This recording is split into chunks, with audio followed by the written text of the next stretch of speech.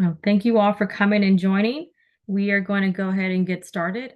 Thank you for being here.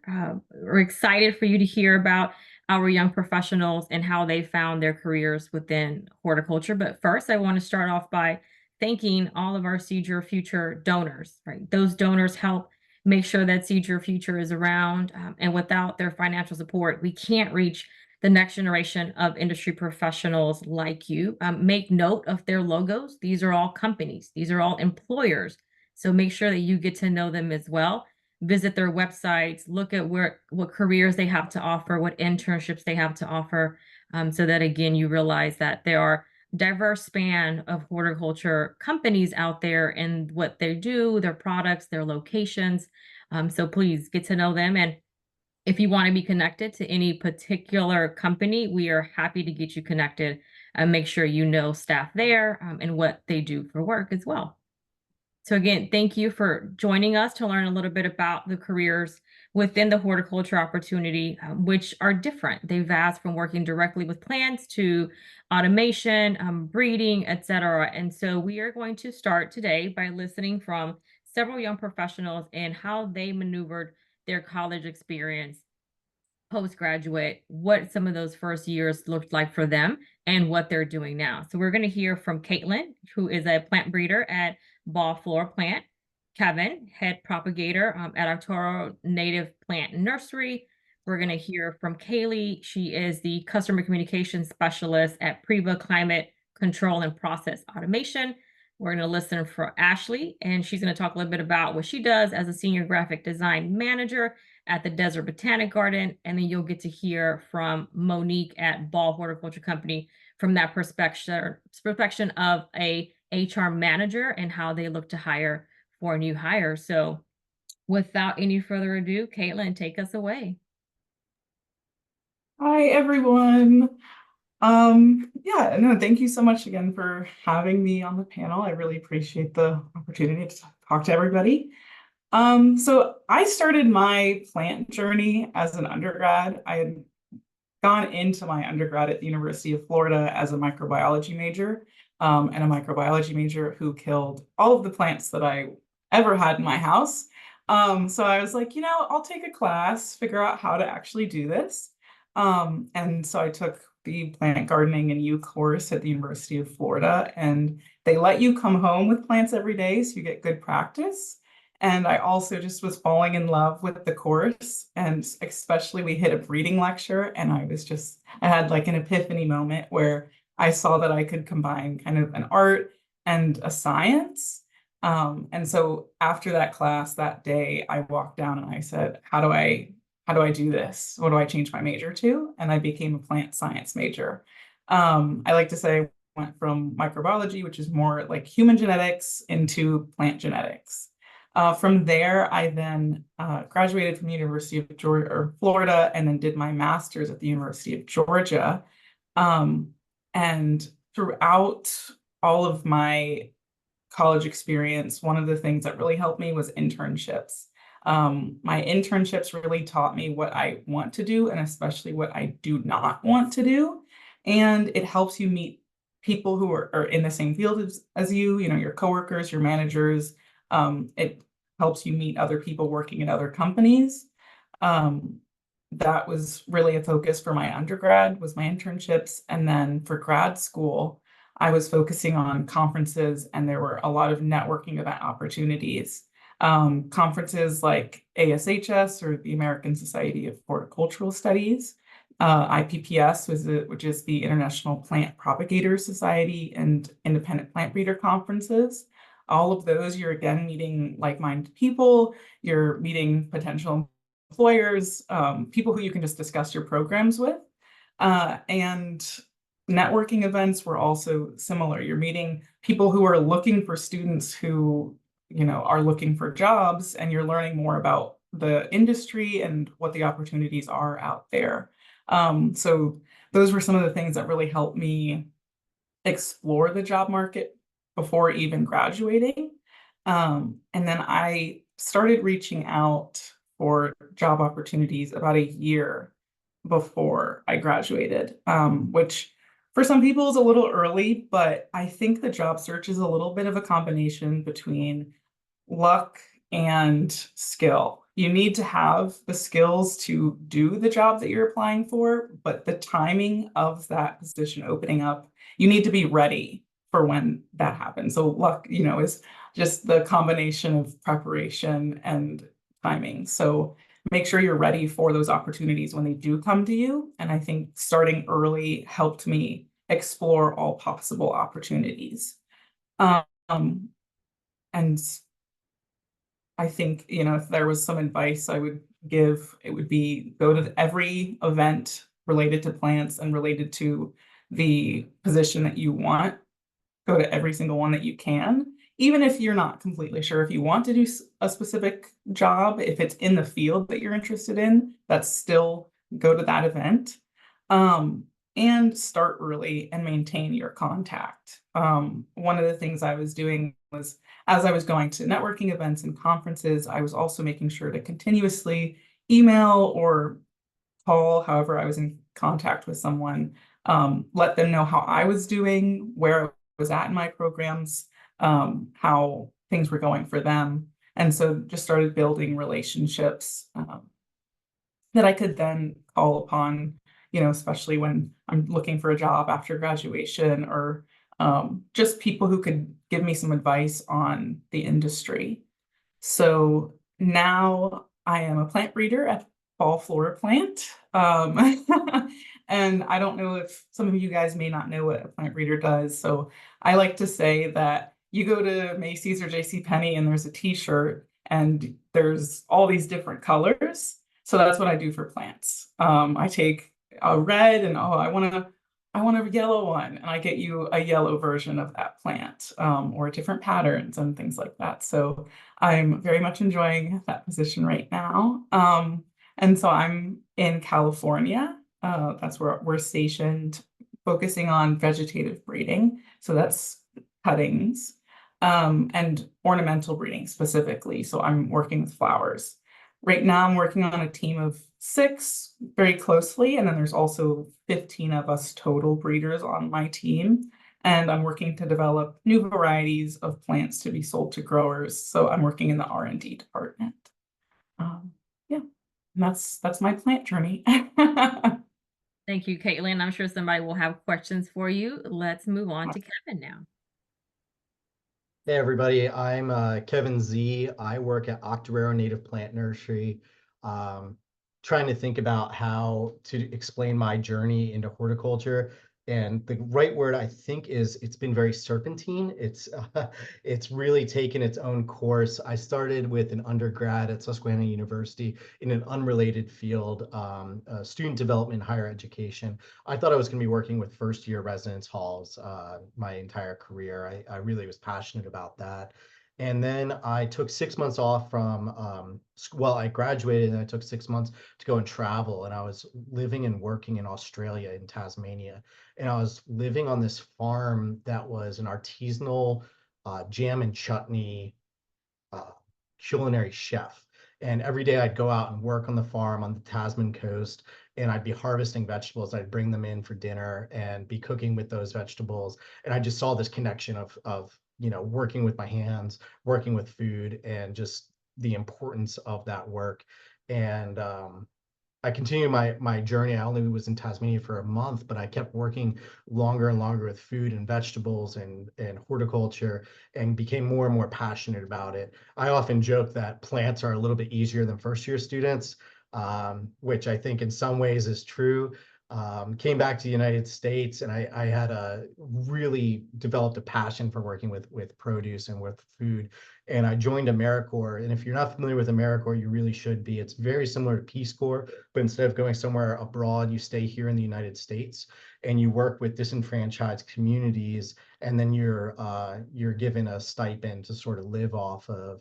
And I worked at Bucknell University at the Lewisburg Community Garden. So I was housed at Bucknell University, but I was working in a community garden where all of the produce that we produced was volunteer led, and it went to a hot meal program. So there was a connection between organic produce that was going to underserved community.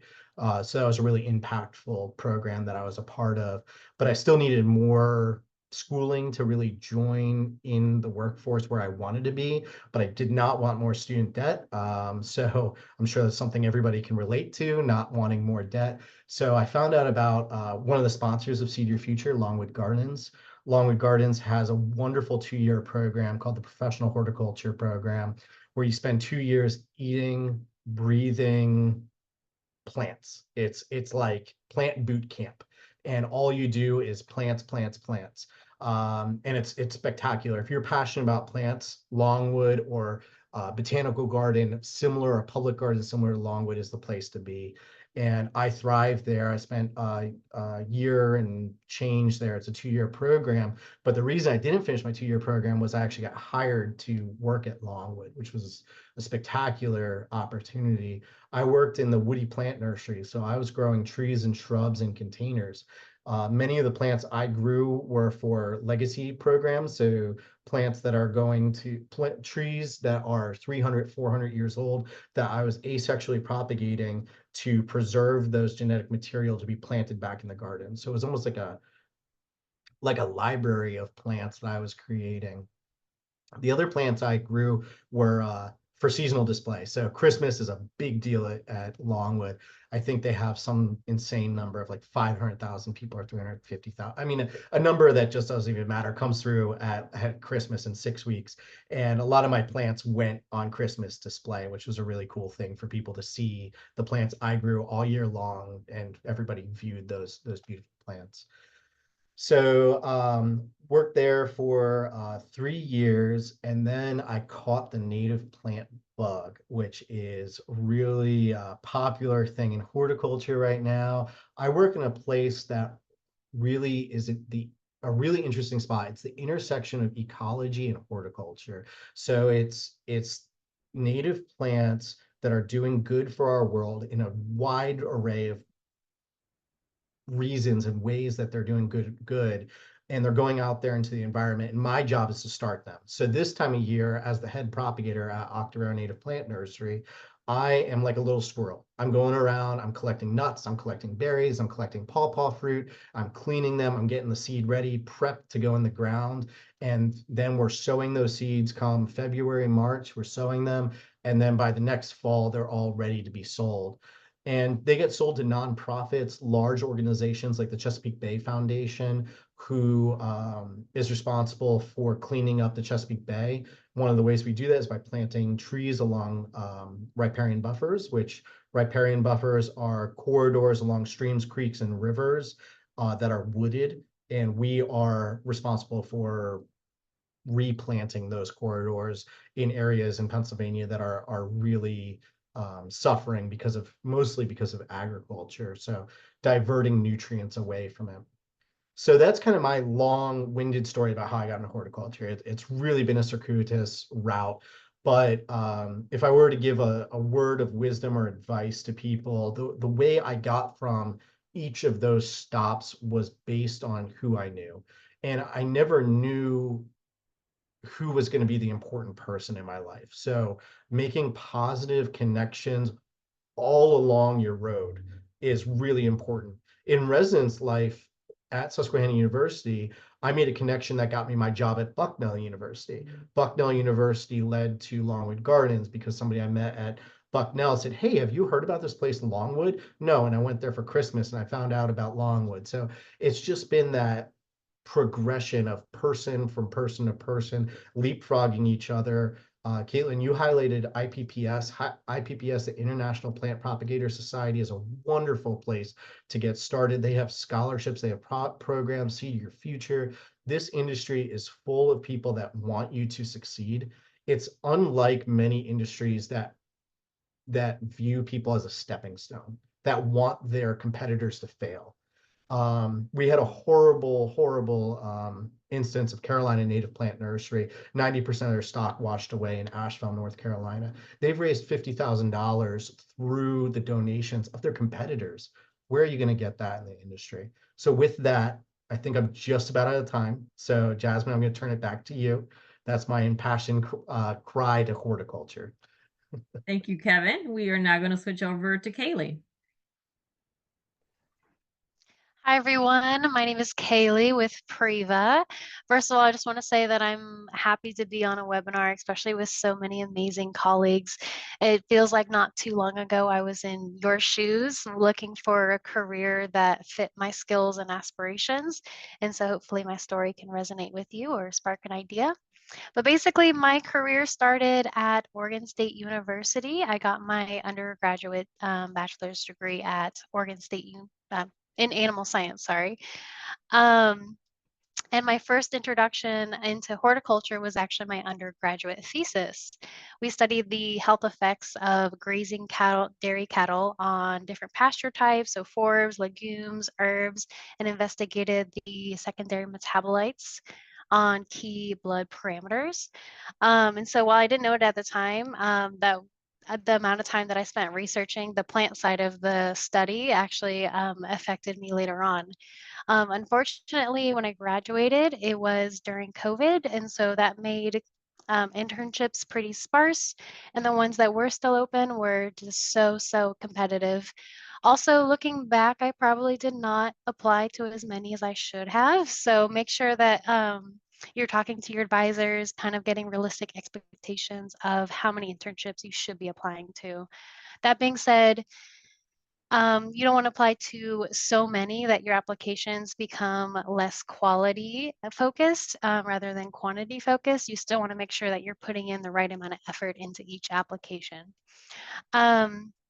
But so I had a roundabout way getting into horticulture because I actually graduated and then helped my family business that was struggling through COVID, which was two pharmacies. And so we helped give out COVID vaccines, and I was their operation manager. So I helped on the business side of everything. So that kind of gave me that like insider mindset. But wanting to get back to my roots, I went to work on a dairy farm, and I spent a lot of my time here researching what I wanted to do for my next steps in my career. I researched, say, like genetics in animals, and I would look up the like job types within that industry, and I would look at like what skills they need to do, what tasks they were typical, what experience was needed. And I wasn't totally getting a lot of energy from researching that. So I moved on to the next subject and the next subject, and the next subject, and eventually came across the Vertical Farming podcast by Harry Duran. That's one thing I did. I listened to a lot of podcasts. So that introduced me to controlled environment ag, and specifically like hydroponically grown animal feed or fodder, which is a very like niche part of the controlled environment ag part. And that just brought me so much energy. And that's one of my biggest advice is that pay attention to what gives you energy. Don't force yourself to like something. Just kind of play around with different ideas and like see what sparks and like gets you to straighten up. But anyways, I decided this is where I want to put my effort into, but I wanted to get the perspective of people who are actually in it. So I volunteered for the Indoor Ag Con, and especially students in college right now. You have an amazing opportunity being students, since you can get free tickets or you can volunteer, or tickets are just extremely cheap for you to go. So take advantage of that while you can. I would love to be able to go to every conference in the US. But I did that and networked. I met Andrew Brooks with PRIVA and hit it off with him. And he introduced me to a lot of his network.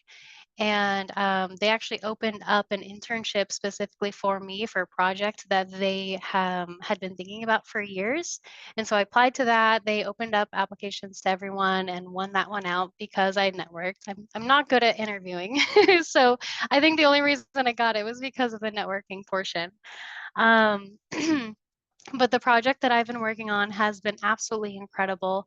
I have the opportunity to talk to all of our customers. I'm updating our CE system right now. So I've been able to call them, update information, share our resources, and then get their feedback. What's working for them, what's not working, what do they want to see in the future, what's missing. I've, especially coming from an animal science background, that has given me such an amazing perspective. And one thing that I also see that I want to provide as like advice is that a lot of people who got into the positions that they have now, they were able to get experience on the controls beforehand. So like an internship or their school had PRIVA. So they were able to like talk the language that is our settings. And I'll say as precision ag gets more complicated, that's going to become more and more important. Is going to be a significant leg up for applicants. So if you're looking to become like a grower and make your way up to head grower, director, cultivation manager, you could start off with just finding out what controls the company you want to work for has, and that's going to be an amazing insight. But let's see. I think we're all kind of talking about the same thing, and that like networking is huge in this industry. I have never met so many people that were just open to having a conversation. I was on LinkedIn, and I would probably send out like 3 or 4 messages a month just asking to meet with anyone who would give me some time. And I'd ask questions like, where do you see the industry going? What does the industry need?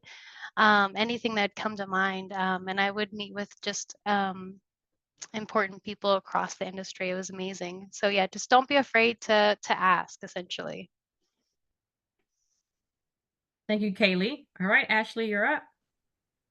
Hello all, so I'm Ashley Quay and I work at the Desert Botanical Garden, and so I have a slight different role than everyone else on this call, and I don't work directly with plants. I work on our marketing team, but it's been a way for me to kind of combine 2 passions of mine between plants and communication. So my kind of career journey started at the University of Arizona, where I went into my undergrad not knowing what I wanted to do at all. And so I ended up with two undergrads there. So I have an undergrad in geography with an emphasis in water conservation, and then an undergrad in visual communication and graphic design. And so while I was at school, I really was trying to focus on how do I combine these 2 passions? How do I combine these 2 things? And at the time, no one was really doing that. And so I kind of talked to some of my professors, one of which also was in this science and art world. And so I worked with her on a project for a large art show, a large science and art show, where I did visual graphics about deforestation in certain areas. And so kind of combining those conservation messages with visuals and how we communicate that to the public. And so with my 2 degrees, it took me more than 4 years to get an undergrad. So I was there for 5 years at university. And my last year, I worked as a student worker for our bookstore as a graphic designer. And that really kind of gave me experience in the graphic design world and what that looked like, and understanding, what that job looks like in the real world. And I decided, I really do like creating visuals, and I like sharing things with people. And so then after graduating, I really was looking for graphic design jobs. And ideally, I really was looking for my dream job right out of college, which looking back now, isn't super realistic. So I was applying for, places that were like Cliff Bar and the zoos and things like that, that were, kind of had that conservation outdoor message and graphic design. But I had a hard time finding a job after college. And so I started just applying to lots of different things. And I ended up getting a job in a large corporate office. So it was a large design team. There was about 40 other designers that worked there. It was a really large team,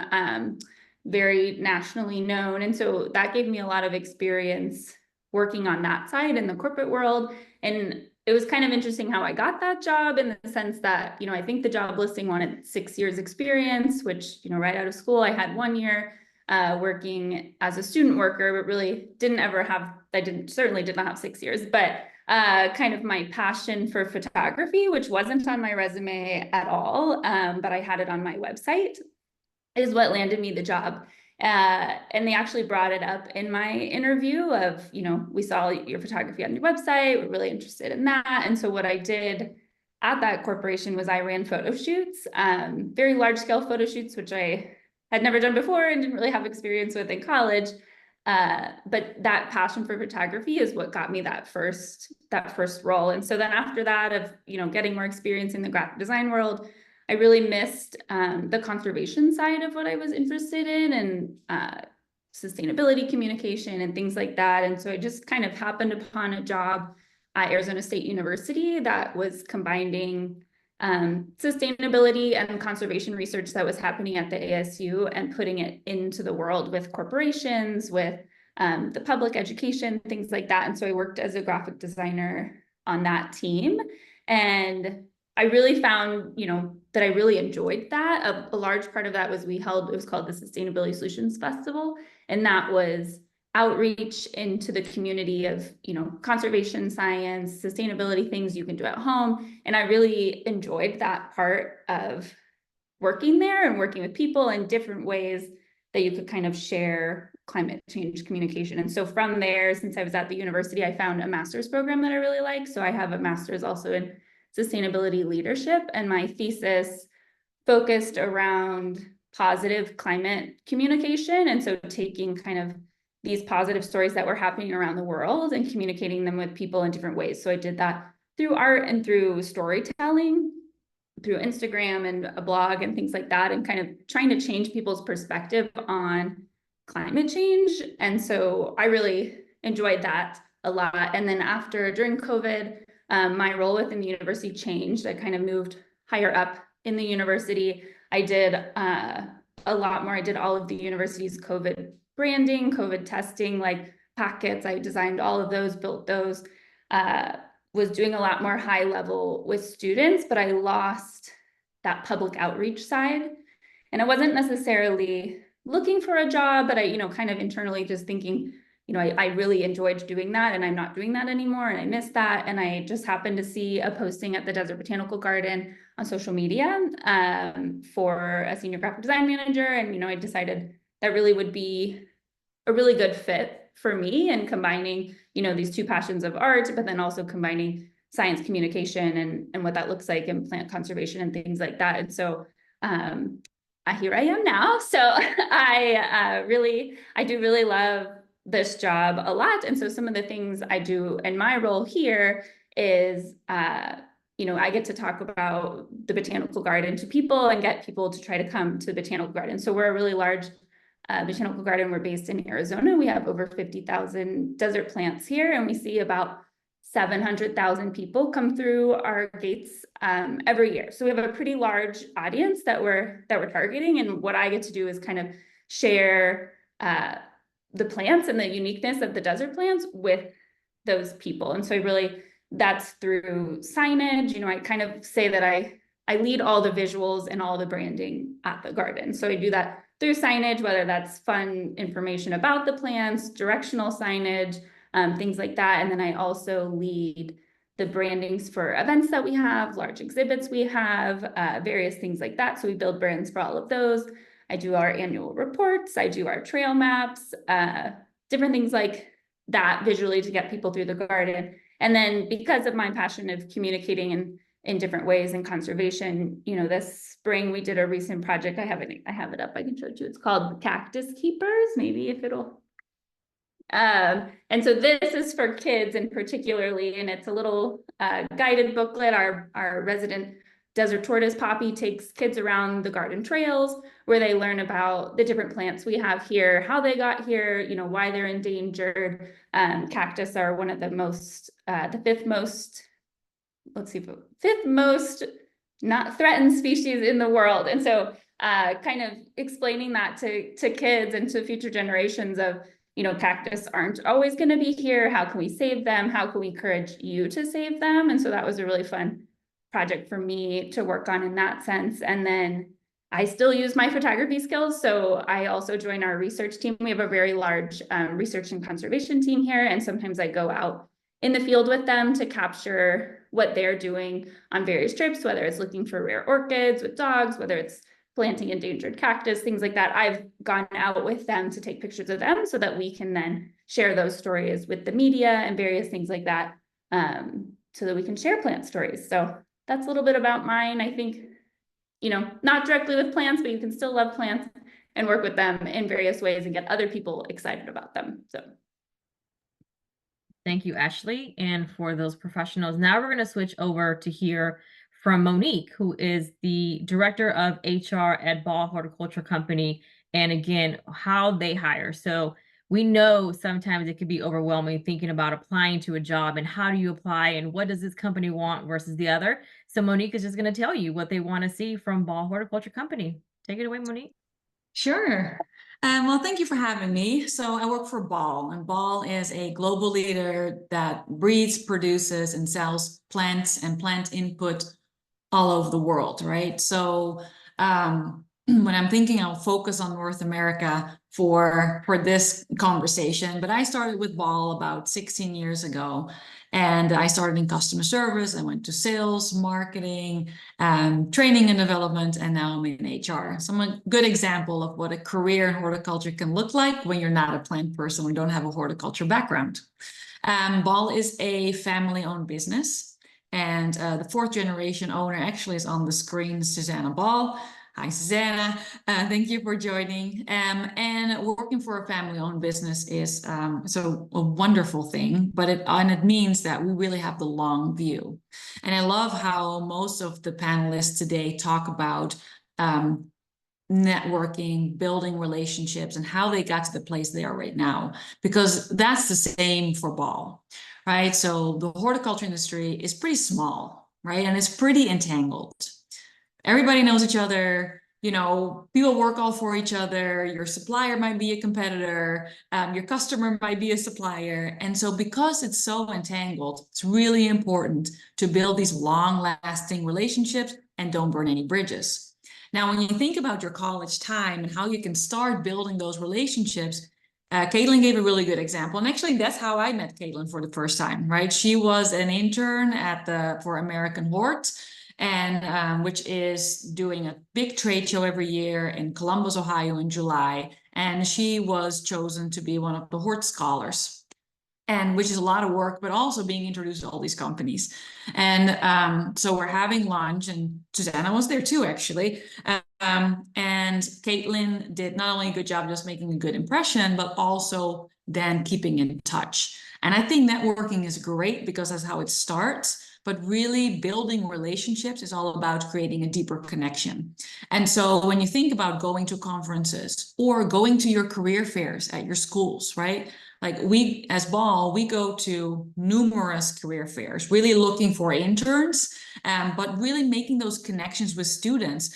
And we want to see them year after year. Maybe that first year you're not eligible or you're not make it to our intern program, but it's the first time we see you. And then I might receive an email from you after a few months, just checking in. And then the next time that I see you might be at a conference. And then the third time that I see you is the second time that we meet at a career fair. Well, you already have then you know, one mark better than anybody else because now I know you, right? And I've been following you.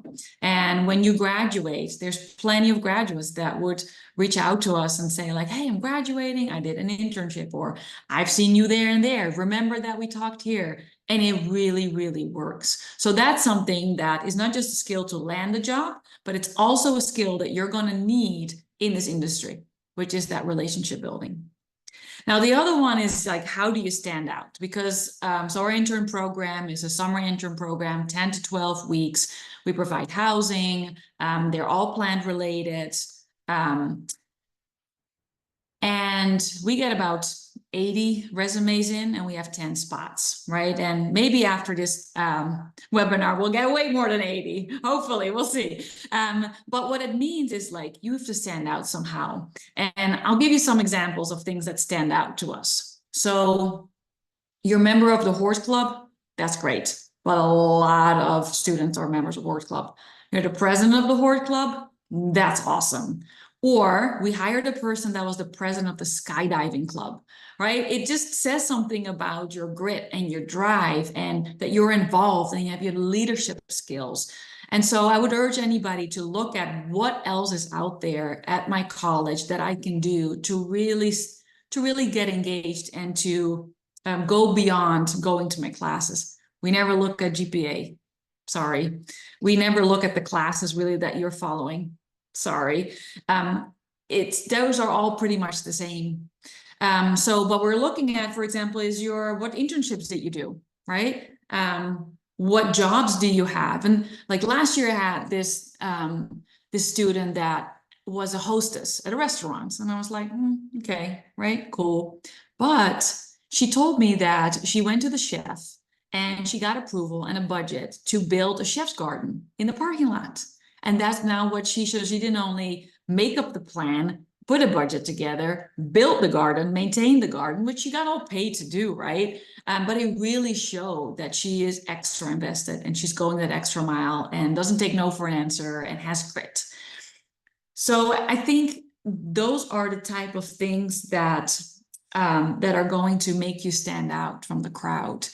And I know, college years are super busy, right? And you barely keep up in your classes, but it is those extra engagements that make you stand out, but also teach you the skills that are very applicable when you are going into the workforce and you have to show that leadership and you have to show that drive.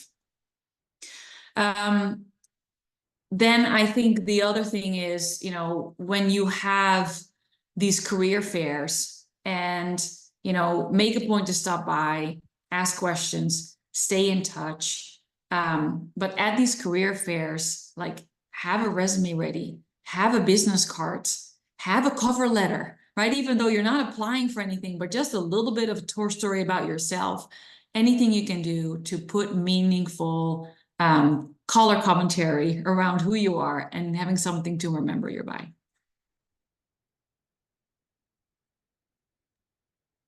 Thank you, Monique. Appreciate you sharing that. And now we're going to open it up to the Q&A. So Abel, Cola, did you see any questions in the chat? Yeah. Oh, sorry, I'm getting some feedback. Is it just me? Oh, there you go. Okay, so we got a few great questions, some that were already answered by our co-hosts, but just in case folks weren't tracking the chat, I'll go ahead and ask them here.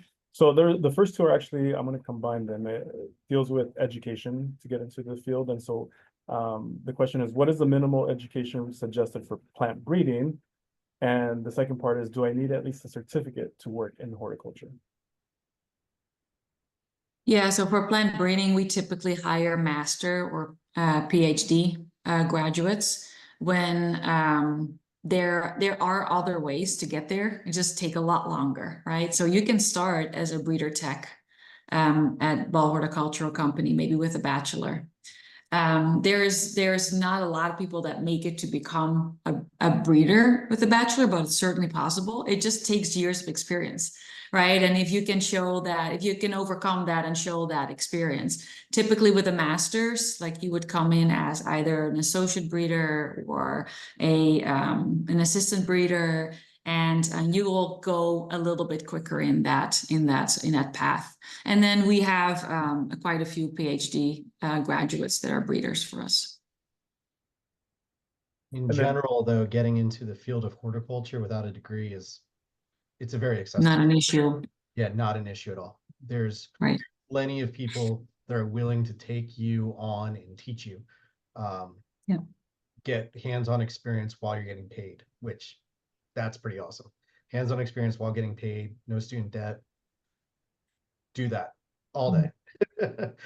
Find botanical gardens, find public gardens, find internships that are paying you, find internships that are housing you, that's even better.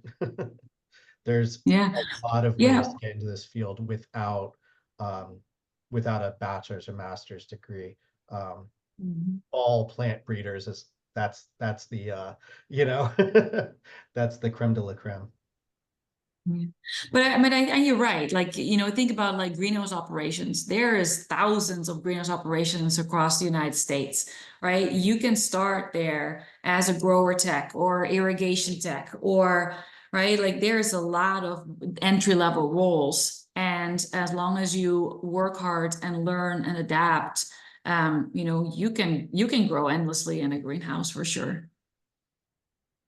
So, Jasmine, I think both of you answered the next question, but I'll ask it anyway because it's somewhat unique, which is for folks who did a bachelor's or completed bachelor's or master's in another country and then moved to the US, how would you recommend they start their career? Do they need any certifications or training?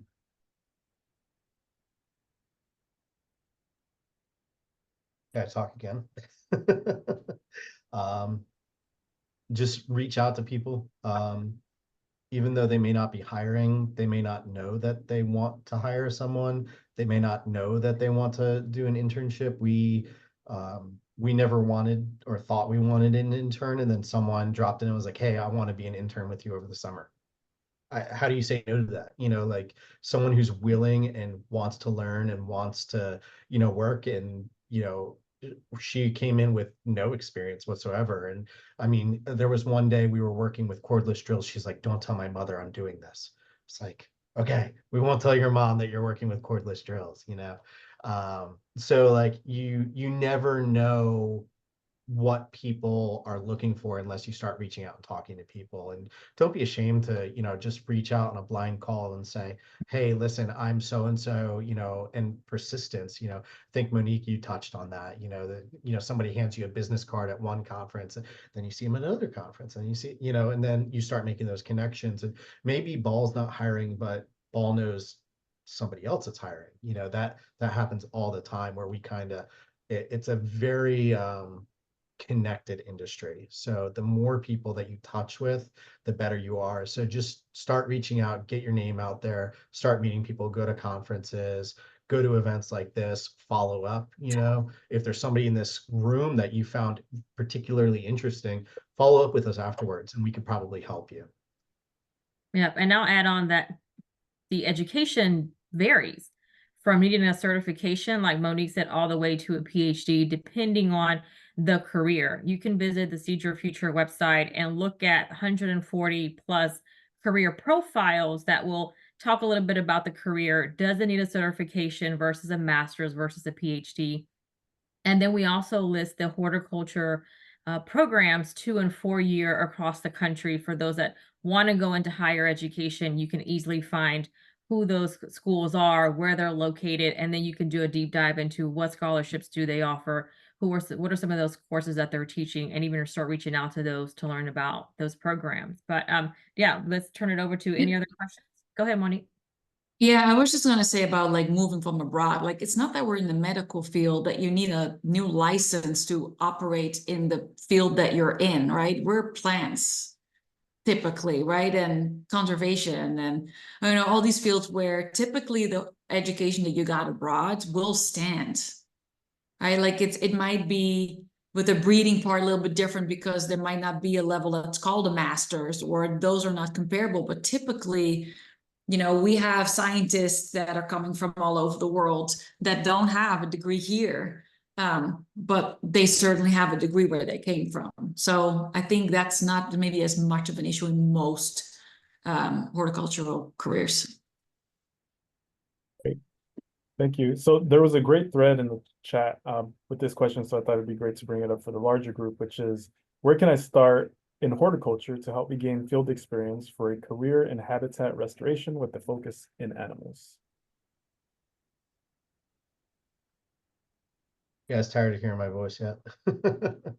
I responded in the chat, and I just think it's good for everybody here. Agroforestry and silvopasture are two very key terms that are coming up in America that have been well established abroad, that we're starting to really see really interesting inroads happening, where people are planting trees for foragers, or for foraging for animals, hickories for pigs,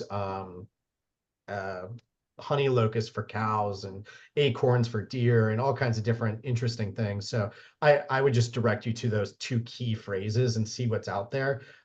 We work with someone in Southeast PA, Austin Unruh, with trees for grazers. So just those would be the things I would look for.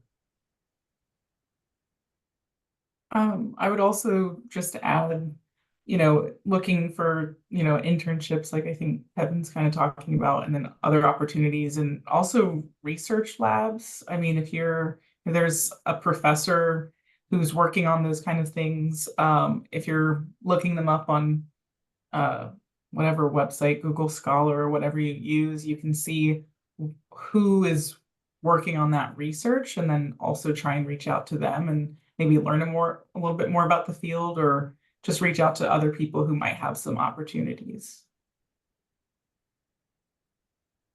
I would say also just, I know I put this in the chat too, but volunteer opportunities in just your local area for sure.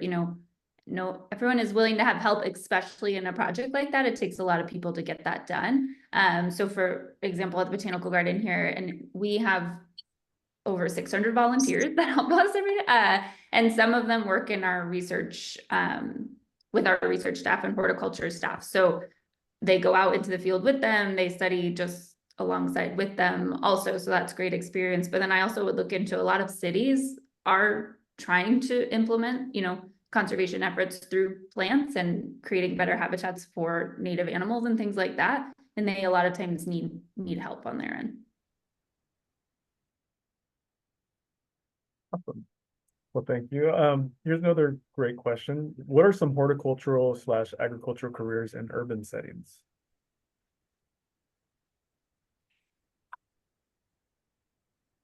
I can speak slightly to that. So I think botanical gardens are a really great one. Most are in a large city. The Desert Botanical Garden is located smack dab in the middle of Phoenix, Arizona, which is the 5th largest city in the country. So it's definitely an oasis. Same with a lot of botanical gardens. And I think a lot of times people don't realize how much research and things happens at botanical gardens. And so that's definitely a large one in urban settings that I would look into for sure.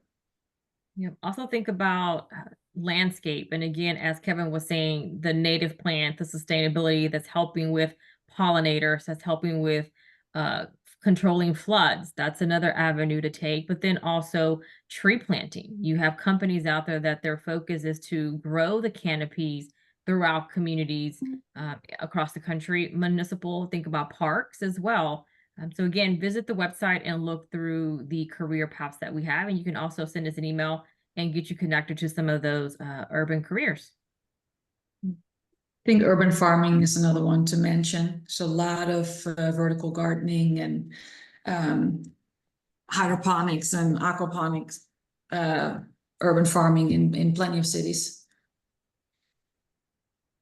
Okay, I have a couple more questions from the chat here. Next one is, how does genetics play into the plant breeding space today, given the explosion of so many cultivars in the industry? So I can speak to that a little bit. I think one thing is a lot of the easy stuff, like that's what's maybe on the market, or we're starting to get into, what's new and what can we dig and find. But I think that seems like hard, but everything seems hard in the beginning. Everything started as a weed that now, it's the corn you eat, or, the wheat that you mill, and everything seems hard to begin with. It's just, we're trying to discover what's new. And so the genetics is determining how to get there faster and a little more efficiently. And that's how those genetics play into the plant breeding sphere. And we're also working, on aesthetics, but then also there's always improvements to be made in production or landscape performance. We want to make sure that the plants are doing well for everyone along the pipeline and not just looking pretty in the box store or when the growers first get them. So there's a swath of improvements to be made in anything and everything. Yeah. I think like disease resistance is a very interesting area that, needs a lot of advanced technology outside of traditional breeding. And so maybe it's not all about getting the next pattern like this petunia, right behind me, but it's much more about the resilience of the plant and the disease tolerance of the plant, and then maybe just the look and feel of it. There's all kinds of interesting intersections with what you're doing at Ball and native plants and breeding, especially with our American chestnuts. There's all kinds of work being done with American chestnuts to try and get them back into our environment. Dutch elm disease is another one, beech leaf disease. We're losing native plants left and right, and there's all kinds of wonderful breeding that's happening with our native ash trees for emerald ash borer to see what kind of breeding can be done for resilience purposes in our landscape. As our environment's becoming less predictable, what can we do to make plants more resilient? That's a worthwhile question that needs to be answered through plant breeding.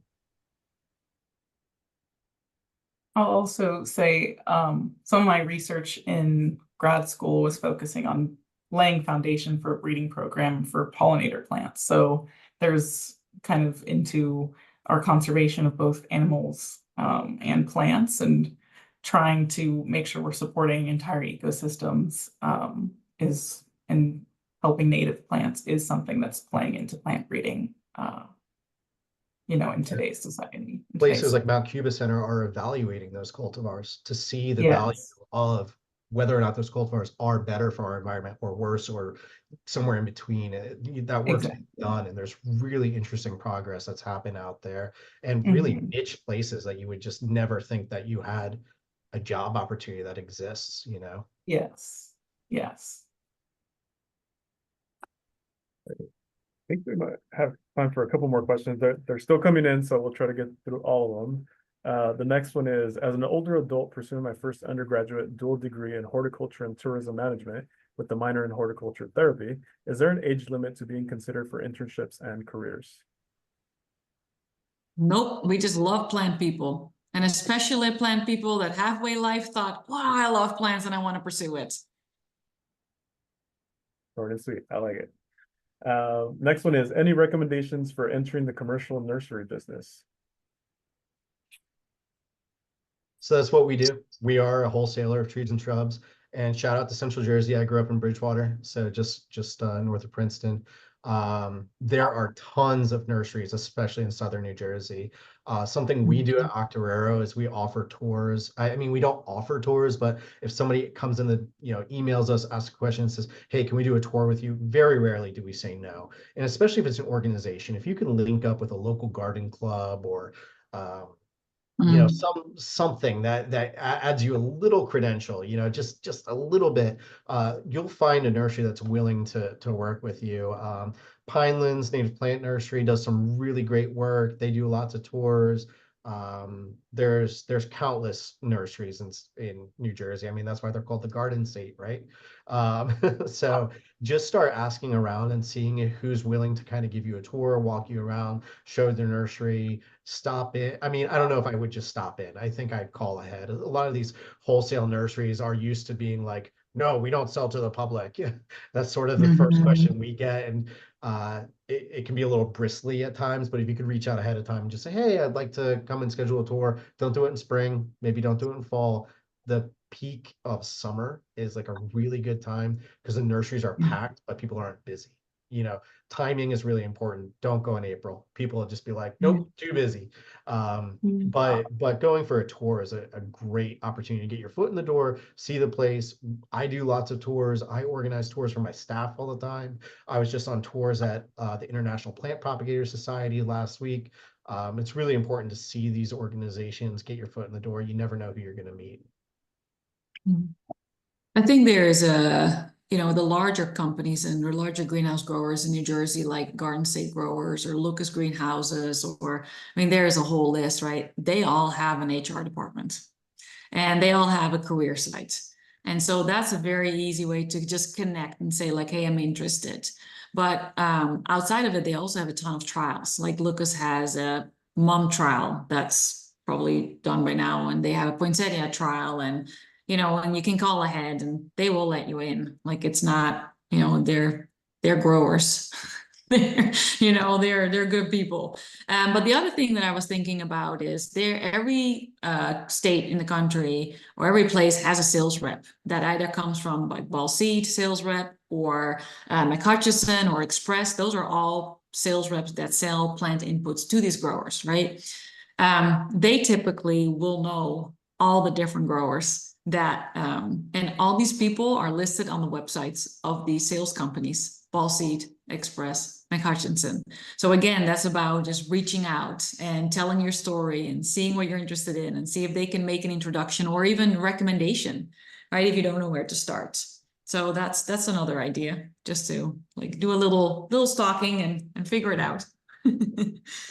Oh, for sure. You can also check out LinkedIn, and under the company page, look at people. So if you're looking at a specific job title that you would like to talk with, you can start there as well. Mhm. So Jasmine, I think we have a few more questions, but I'll end with this one, I think, because it'd be great to hear from everyone again. You all did a great job of talking about the importance of networking and making those connections in the industry. The question did come up several times, even as you all were mentioning that. So any final thoughts or recommendations on where should a person start when it comes to networking? For example, one person asked, there's a botanical garden that I like visiting. I want to ask about helping out there, but I'm not sure where to begin. So I Yeah, started, go ahead, oh, Kaylee. Sorry, I've talked enough. no worries. I waited until I went to my first conference and I gathered a whole bunch of cards. I actually still have the same stack from when I went.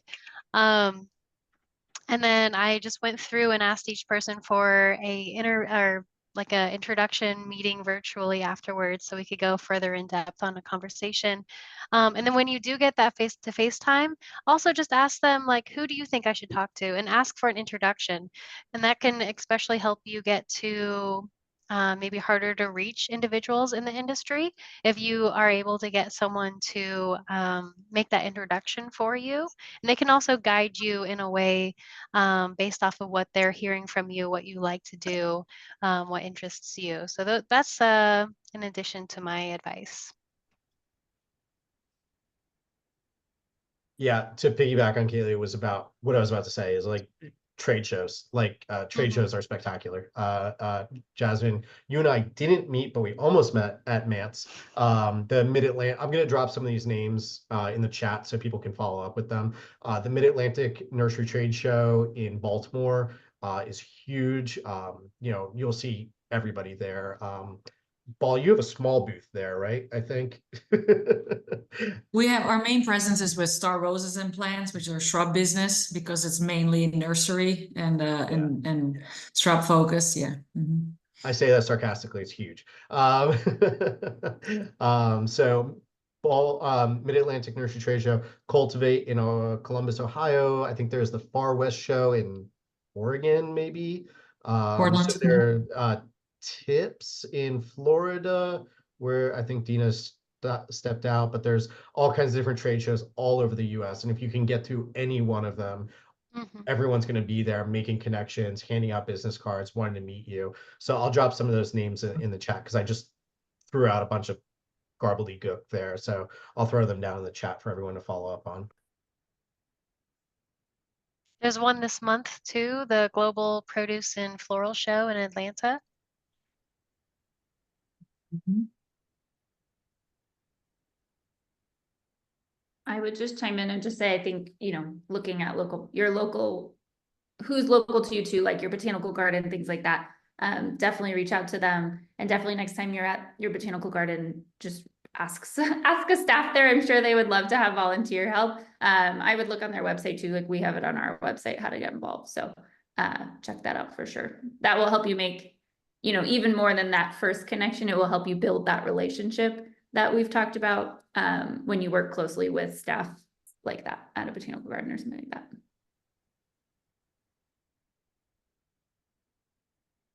Great. So Jasmine, I know we're at time, but there is one question. Will there be a follow-up email for us to get contact information and all this great stuff? Yes, the follow-up email will include the recording, but it will also include information to all of the companies that our panelists represented today, along with links to some of the Seed Your Future resources. And everybody that registered has the email to Seed Your Future. So feel free to reply to that email, ask questions. We want to be a connector for you. So thank you for coming. I hope you enjoyed listening from all of our panelists and learning from their experience. We are going to have more of these in 2025. The first one starting in February 6th to be exact. All of you will also get an email letting you know about that to register and to keep joining us to learn more about opportunities within the horticulture industry. So thank you all for being here. Bye.